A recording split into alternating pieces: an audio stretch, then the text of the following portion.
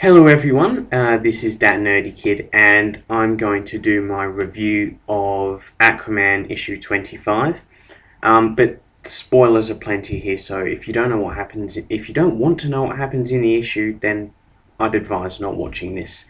But basically, Aquaman is a comic book that has really hooked me. I started reading it at the beginning of Throne of Atlantis, and I've loved it ever since.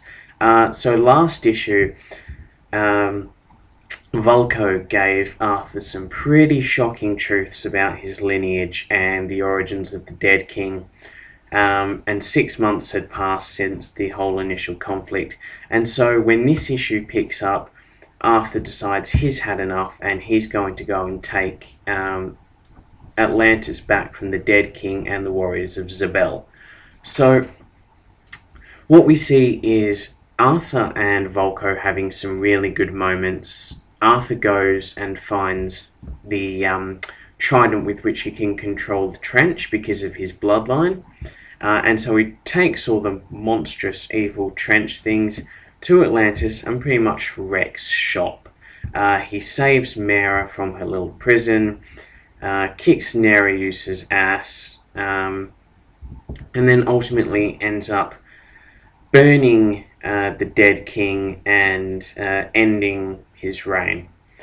So essentially he saves Atlantis, which is really good, obviously, because this is the conclusion. That's what we've all been hoping for. But except for some odd sort of moment with Mera near the end in which she doesn't want to stay with Arthur and look after Atlantis, then she goes to the surface, then she comes back and decides to look after Atlantis with Arthur. The writing in the book is fine. I like the writing. The art is really good. I am liking Paul Pelletier's art.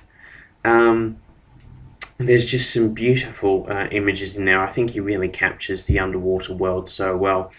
And despite the fact that this is a conclusion to the Death of a King arc, it does definitely pave the way for the next arc, which I'm not really sure about at the moment.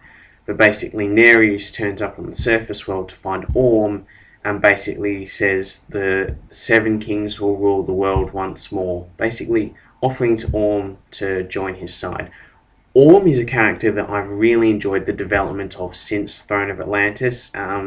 Ocean Master #1 from Villains Month was one of my favourite Villains Month titles, so I'm really excited to see where that goes in the future of the Aquaman title.